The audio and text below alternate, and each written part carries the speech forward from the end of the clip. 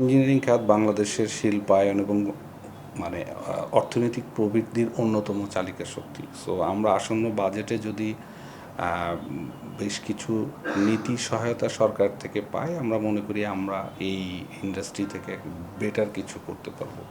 প্রথমত আমি আশা করব যে সরকার আমাদেরকে এমন নীতি সহায়তা প্রদান করবে যেন আমরা ম্যানুফ্যাকচারার এবং ট্রেডার্সের ভিতরে একটা সিগনিফিকেন্ট গ্যাপ যেন আমরা বুঝতে পারি। যদি একজন ম্যানুফ্যাকচারিং ইউনিট এবং ট্রেডার্সের ভিতরে যদি ওরকম ভিজিবল নীতি সহায়তা না থাকে, সেক্ষেত্রে আমরা আসলে মার্কেটে কম্পিটিটিভ হতে পারবো না। এই জায়গায় আমাদের একটা একদম খুব স্ট্রিক্টলি একটা কমপ্লায়েন্সের ভিতরে আসতে হবে।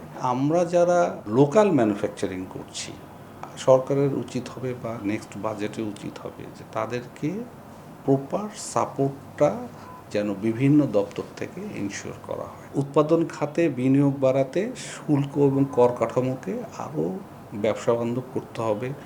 আমরা যে ধরনের কাঁচামাল ইম্পোর্ট করি, সেই কাঁচামাল ইম্পোর্টের ক্ষেত্রে যদি আমরা বলছি না যে আমরা ভ্যাট দিব না, আমরা ট্যাক্স দিব না, আমরা ডেফিনেটলি দিব, বাট সেটা যেন লজিক্যাল হয়। বাংলাদেশে যে অর্থনৈতিক অঞ্চলগুলোতে বিদেশি যে বিনিয়োগের পাশাপাশি আমরা যদি দেশীয় যারা বিনিয়োগ করতে যারা আগ্রহী, তাদেরকে যদি আমরা সমান সুবিধা দিয়ে আমরা যদি তাদেরকে প্রায়োরিটি দিয়ে সেই জায়গাগুলোতে আমরা